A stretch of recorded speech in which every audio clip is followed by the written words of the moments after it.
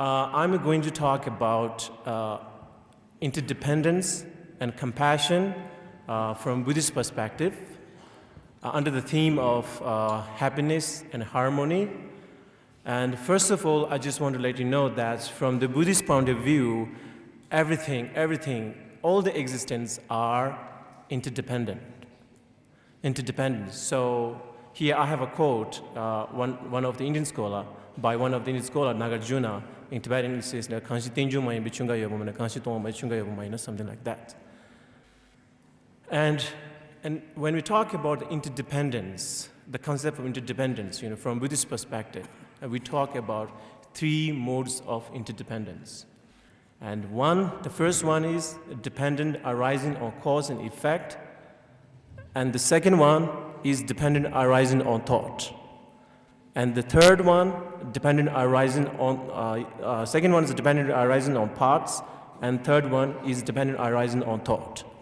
So basically, what is dependent arising on cause and effect? And also actually, what we feel, what we see, everything around us, actually include all of us, from the Buddhist point of view, dependent arising on cause and effect. So one example that I can give you here, one or two couple of examples.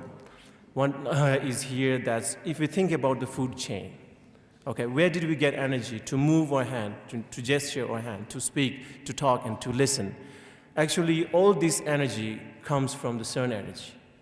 And sun gives energy to the plants, and plant gives the cow and other living animals, and also we eat vegetables. Through that, every movement is a kind of effect of the sun energy. So in this context, you can see chains of interaction, chains of cause and effect. And another one, that is giving in one of His Holiness Dalai Lama's books, and example of dependent arising on cause and effect. So when we look at a flower, if we look at a flower, what do we need to have a perception of flower? And first, we need, of course, sense of eye faculty. And second, of course, there must be an object. In object, from Buddhist, we call condition. In this case, the flower itself is the condition. And third, in order to occur a perception of flower, there must be something, that directs the focus of the perceiver to the object. And through these causal interaction with the condition, with the object, we can have the connective perception of a flower. So now if we just think about what really constitutes in this event, and what is the concept of perception, and is the only operation of sense faculty, or is there only interaction between sense faculty and object, or is there something else? When we think about this way, in the end we find we cannot understand the concept of perception except in the context of complex series of cause and effect condition, right? And the second, dependent arising on part. What is dependent arising on part? And to the fact, all the phenomena, permanent, impermanent, from the Buddhist perspective, everything exists dependent on their part. And one very simple example that I can give you here is the pot. The pot actually exists in dependence on its parts, its coarse part, its subtle part. And the coarse part, its handle or lead, and the subtle part, the composition of its molecule. Without this essential composition, without these essential parts, the pot cannot exist in this concrete. So everything, even the tiny object, physically unbreakable thing has a spatial extent, thus they do have a part. So otherwise they cannot combine to make a larger object. And third, dependent arising on thought. And this is said to be the subtlest concept of interdependence. And when we talk about dependent arising on thought, we mostly talk about in the context of self. Because once we realize or once we know the true nature of self, then we can extend that knowledge to everything, to other objects. That's why I have Here I have one of the quotes from His Holiness Dalai Lama. When you have realized that the I does not inherently exist, it is easy to realize that what is mine does not inherently exist. So the term self actually has two different meanings. And in one context, it is referred to people, living being, the doer. So by nature, when we try to find I or me, and we think it is somewhere in our body because there's no other place where it could be found. So when we investigate where's I in our body, we cannot find there's I. We cannot find I that has its own substances. We cannot find that. But for me, who's a Tibetan, who speaks, and we all, who sleeps, who eat, so that's a sufficient proof that I does exist. I definitely does exist, but when we cannot find it, we have to say it arises depending on our thought. Because there's no other way to posit it, talk about it. So another term, another meaning of the self actually occurs in the context of selfness and self-grasping, a notion that apprehends I exists completely separate from all other physical aggregations. I has its own entity, own nature. And when we talk about something that involves lots of saying I, our mind actually perceive I exists its own nature. And I can give you one example. Actually, that is also used in one of his Dalai Lama's books. So let me say, if you're accused of something that you have never done, and your reaction will be something like you get angry and you started saying, oh no, I didn't do it. So if pause there and think how I appears in your mind. I appears completely something there, its own entity. But I appears there, so when we talk about I appears there and we cannot find it, right? So when we think about this kind of situation, actually it gives us a sense of how our mind naturally and innately apprehends I exists totally from its own entity. So now, what it has to do with that, what the concept of independence has to do with others' well-being, happiness and harmony. What it has to do with it. And first, we need to know what is happiness and what is harmony. Actually, we have got different explanation from different perspective. And can we get happiness without dependent others? Can we get happiness without dependent other? So to see the value of the concept of interdependence, or to see what it has to do with other living beings, I think it is very important to realize how the problem arises due to lack of proper understanding of interdependence and practice of it in our day-to-day life.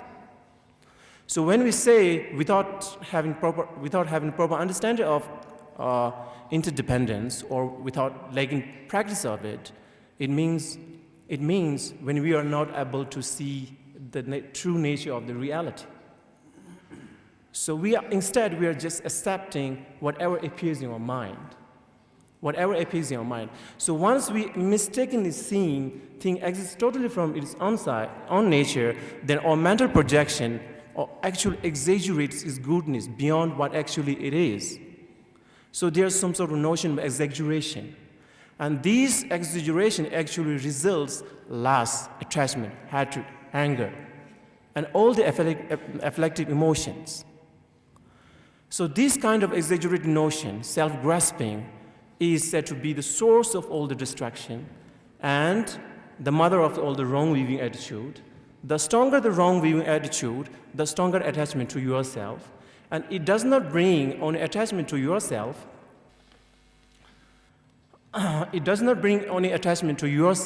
Also, it brings attachment to your family, to your society, to your community. Actually, it brings attachment to everything that includes you. Everything that includes.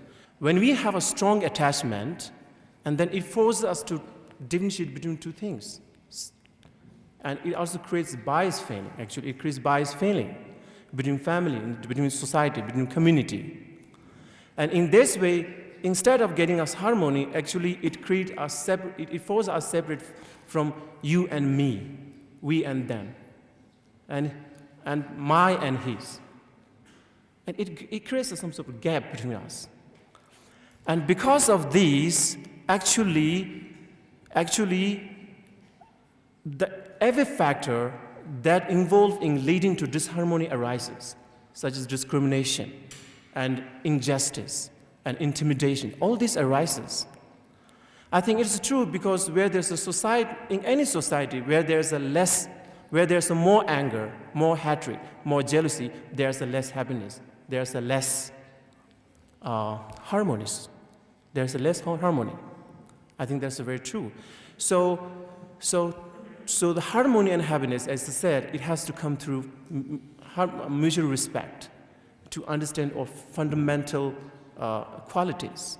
And we need to know how much we are related to us, how much we are dependent to us. We need to think that day and day, and we need to practice that, and it really changes a lot. So here I have this quote, and Buddhist actually says, the reason of dependent arising cuts through all the nets of bad views. And all affective emotions are overcome through overcoming ignorance. When dependent arising is seen, ignorance does not arises. Okay, now let me change the gear and talk about the compassion. First, before talking about compassion, first I want to talk about what is our habitual feeling toward other people. What is our habitual feeling to other people? I think for the most people, actually, it depends on such circumstances. And if I say, on the way, if I saw someone is handicapped or in a very destitute, poor condition, I feel sympathy. And instead of that, if I see someone compared to me is wealthier or better educated or better placed in the society, I get envy, become more competitive and envious. So this kind of negative feeling actually prevents us seeing from sameness. All these people, whether they are fortunated or unfortunate or distant or near, we all are same. And if I may share here, or if I may share my little knowledge about science, and it is not just our feeling same, it's not just the feeling, but fundamental physical composition. Where you talk about the genes, how much gene we share, people to people, and what is the basis of the genetic materials. We talk about adenine, cytosine, guanine, we all share this fundamental, physical composition. We all are basically the same. So what is compassion? What is compassion? So Buddhists talk about different levels of compassion. At very basic level, it is some sort of empathy, ability to enter somebody's suffering and we share it. But it can be extended to such a degree that the compassion actually does not arise without effort, but it becomes some sort of unconditional, undifferentiated universal love. So to generate a compassion, so what if our love for someone is based on attraction? It could be their look. It could be their some other superficial characteristic. So our love for that person is actually liable. It changes over time. When the person starts losing his or her quality, and our feeling love for them starts diminishing. So that's why His Holiness Dhamma said, our relation purely based on attraction is always unstable. On the other hand, when we begin to perfect our compassion, neither the other appearances nor their behavior affect our underlying attitude. So we need to build our compassion. To build our compassion, actually, we need to overcome feeling of partiality. First, we need to equanimity. Once we build the equanimity, then our compassion will not depend on so and so is my friend, so and so is my brother, my sister, my wife. So we can build compassion, very simple recognition. As I said, fundamentally we are same. We are same, completely same. So when we build once we build a compassion, does being compassionate really means, kind of being sacrificing self-interest? Actually not. actually, when you are being compassionate, actually it is the wisest way of fulfilling your interest. His Holiness Dalai Lama always talk about, because the compassion actually it brings forgiveness, patience, and and all these are actually what happiness consists of. So that means the more we provide, the more we are compassionate, the more we provide our own happiness. His Holiness Dalai Lama said something like that. And compassion is actually source and fruits of happiness. So when we begin to develop a genuine appreciation of the value of compassion, or look on the other begins automatically change. There's one, this one's quote by His Holiness Dalai Lama. And also, what happens if we are lack of compassion? If we are lack of compassion, then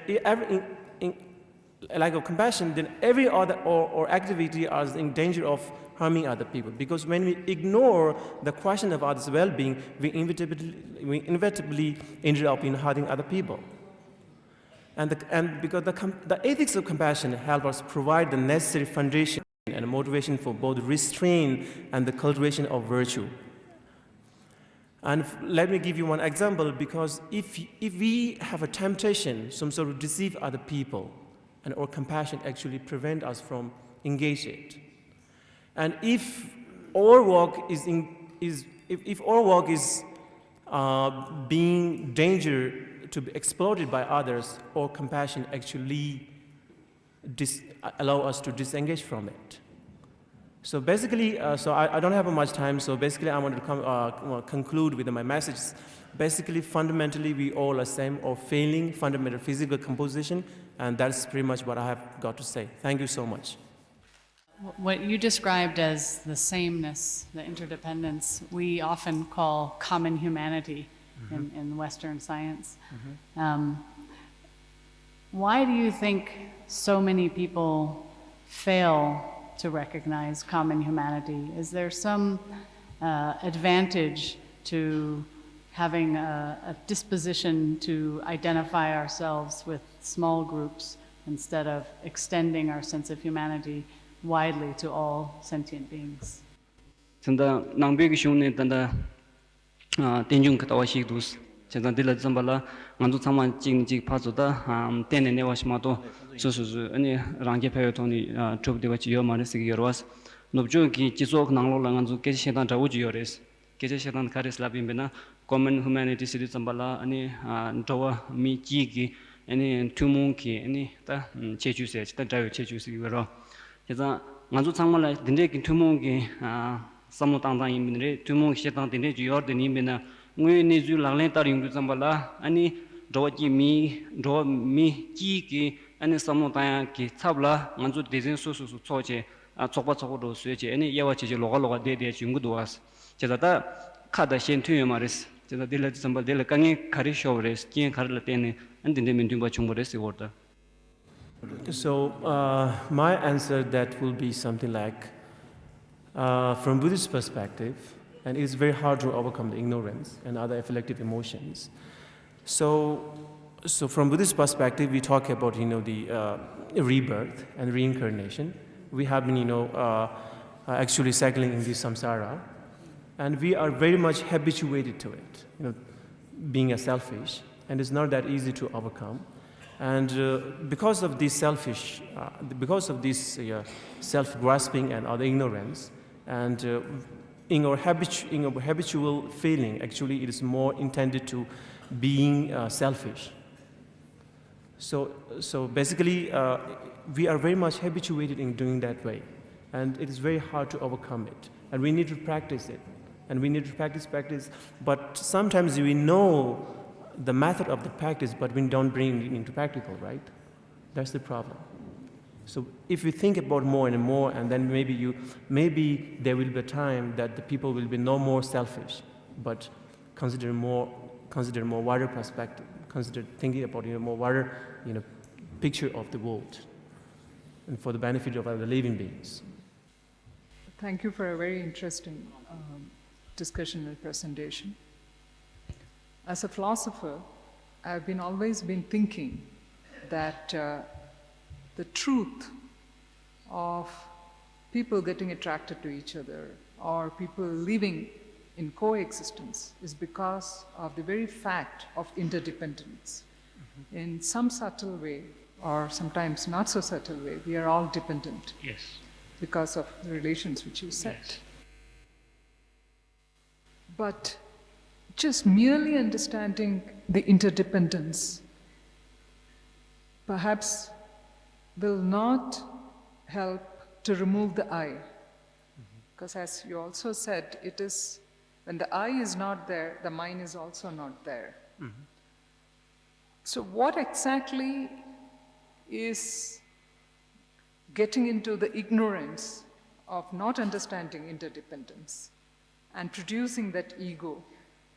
Or the classic question to Buddhism, perhaps from a Vedantic tradition of Indian philosophy, is that the I which perhaps is deluded is one aspect of I. Mm-hmm. And perhaps that is understood only if you also present a deeper source of I, which may not be eliminated, but perhaps is a unifying factor of everything. So to put a little confused question in a couple of words more, is the I is something which can be eliminated? Because if the I is eliminated, nobody would have an intention to act. So what is that which is to be done away with?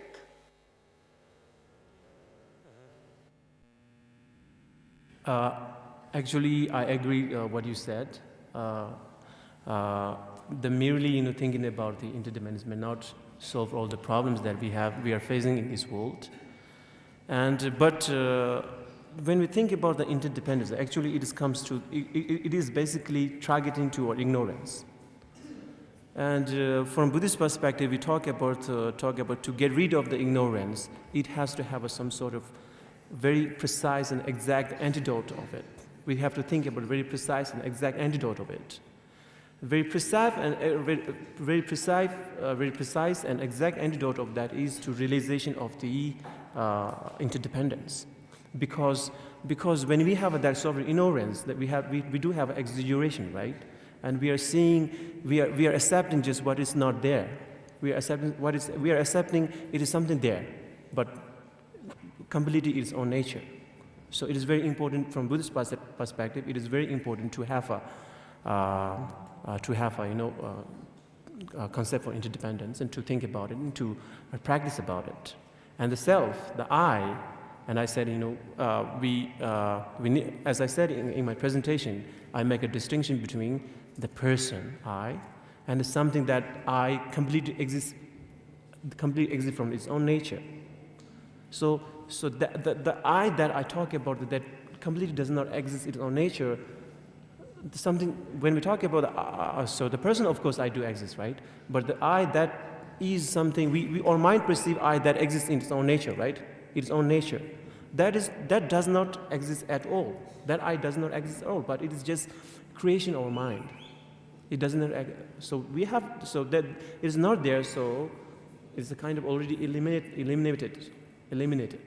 But the person I, the living being person I, I refer to the person, people, the doer. And we can transform our mind, but we don't say this one something that can be eliminated. So we can be enlightened, we get enlightenment, but the continuation of it goes, much deeper level. Let me say one word. From Buddhist perspective, dependently existent phenomena and interdependently exist phenomena are mutually exclusive. So we believe in an I which is dependently existing. Therefore, it is not possible to have an I which is independently existent. But to our ordinary uninformed mind, we tend to feel that there is an I which has independent existence. So that conception of seeing the I as having independent existence is called avidya, ignorance. So that is said to be the cause for all negative emotions and all sufferings. So that kind of I must be eliminated, but not the conventional I. So I think that is the dividing line probably. 당부대 경아 뜻들 쉬어이 안딩에 저어디다 주당데 낭출로 쉐르나 대적 견제명아 된다 다시 님이 권을로 정도서 된데까지 뭐죠 순거로 동서 순거로 때는 배대가 지소한 몽부시고 있는 쪽 펜도 청부지 랍청부지 차도고 그래 다 이나야 다야 자는 왜 도시지도 도시 가르슬라베나 데르샤다데 땅에마데 지단데 대자 남결 쳤네 야 닝지 계약이 실랑지 찍는데 이제 송대고는 세단 남결 쳤냐 닝지 계약이 근데 송대고 가지고 시작이나 안디 좀더 마서베다 니마 단데 대변 닝지 쟁게 아니 미나 동도 세제 아니 겨우 고트게 아니 득득 타고 그랬었지 야 제가 저러와 줘발라 아니 랑신 잠베 깨지 송대고 다 되게 또는 즉 아니 간데는 또 태송서 또 제시경은 나셔요 다들 ging 주와죠로 주와디 세부 너도 진직송다 니마데 미나 동동게 단데 미나 동동선저다데 대변닝지쟁게 미나 동동세제 안에 겨워 고트기 득득 다 그래서 제가 나해라 다 대시도 고서 저러바도 쭈버도가 이내 그런 꿈은 닝지 전부 꾸는랑 제티 송도동아 안 디톨라다 즉 어저도 또 도고서도 안 디톨라 즉 사실나 나셔 I will try to translate the question actually that he raised. So compassion, so it is related to compassion, and sometimes we can have compassion to those are very much involving attachment. We can have compassion to those people and to those who are having very much hatred. And there's one case in ancient time. There's one case.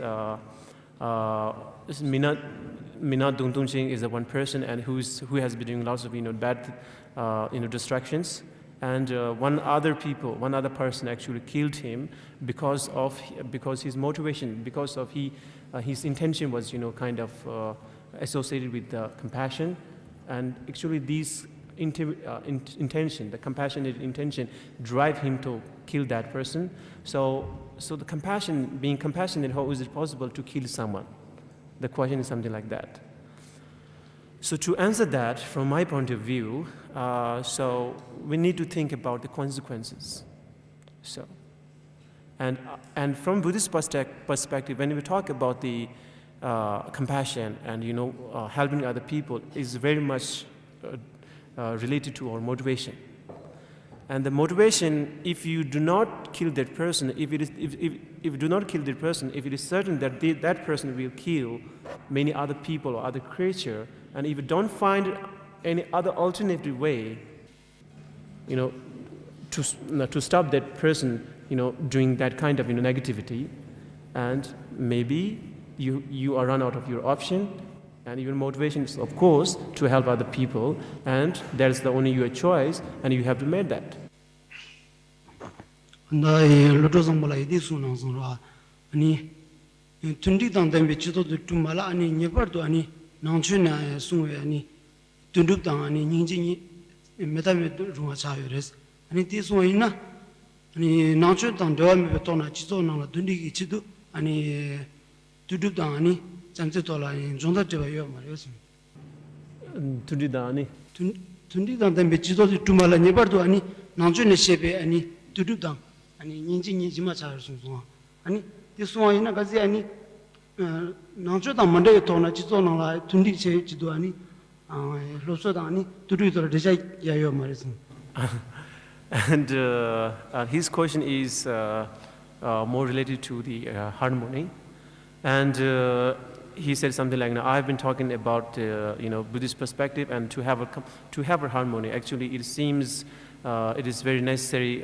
It seems it is necessary to have a Buddhist approach. And can we have a harmony without the Buddhist approach? Can't we have a harmony society without applying Buddhist approach?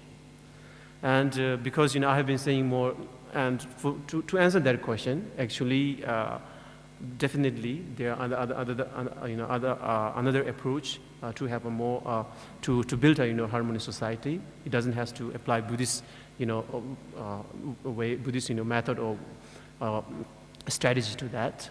And I have been talking about Buddhist since I have been talking since I'm here as a representative of Buddhist. So I just talk about that part. Basically, the definition of the happiness harmony has a different, definition we got from from all of the presenters, and it seems harmony. In Tibetan, it means tundik. Actually, we apply only tundik. Actually, I think apply in the context of context of society, the culture, and I don't think it has something to do with the plants or something like that. But one of the professors have been talking about. But I definitely think there are other approaches to build more harmonious society. There is a question from the audience. Is it possible to get happiness from enemies? Oh yeah, very good question. And from the beginning, actually I said that the happiness is more subjective, and it is not objective. It's not something there. And to get happiness, we have to strengthen our mind and tame our mind. And maybe you can. Maybe the enemy can be a great kind of subject to practice your patience. And when there's an enemy, you get an opportunity to build or strengthen your patience. And patience and compassion. It's a kind of creating, to build compassion and kind of patience, all other positive qualities that we cherish about. So definitely, there's a way to get a compassion and happiness from the enemies.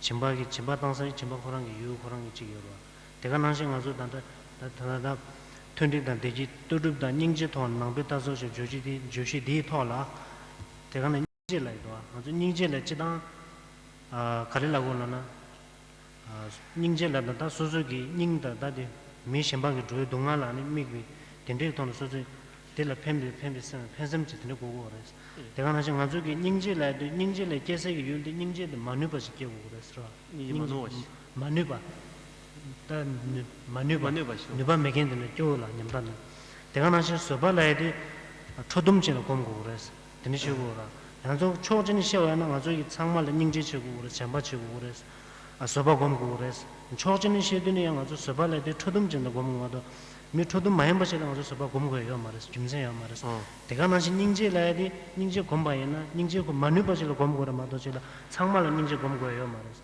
그럼 대체가 하는 공부하는 데 생각했어요. He talked about in Buddhist, he talked about the compassion and all the being patient. And in Buddhist textbook, most textbook, one of the major textbooks, it is called Perfection of Wisdom. And in the textbook, it mentioned that how to be a generous, how to be a generous, and to be a generous, what kind of antidote we have to build. And in the same way, to be a patient, actually, in the textbook, it is written that to strengthen your patience, actually the object itself must be something like a wrathful. or aggressive, or something that, something that stood against you or something like that. And in terms of compassion also, when we try to generate compassion, and the object has to be something like, in a destitute condition, or something like, in a destitute condition, or some sort of, destitute condition. So in that sense, how can we, develop our compassion to all living beings?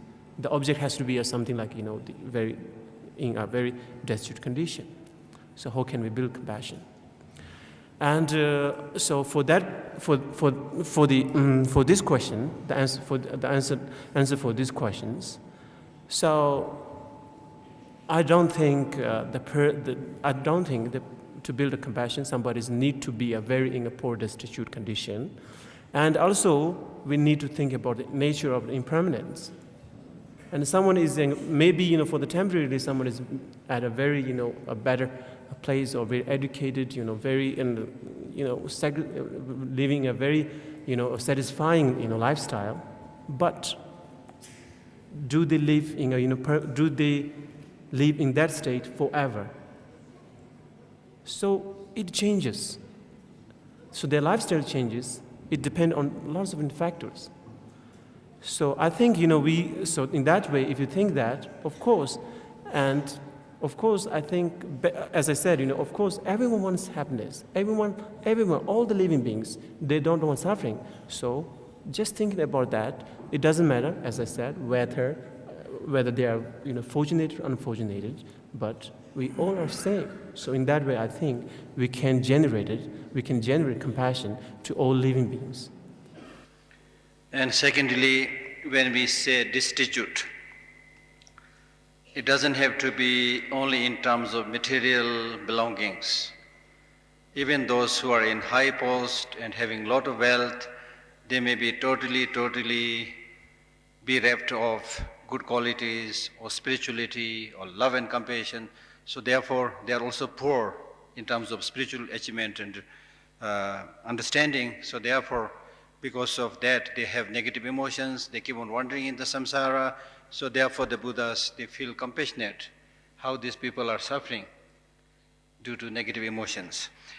So I think this morning we had enough for harmony and happiness for the mind. Let us try to maintain harmony of the body.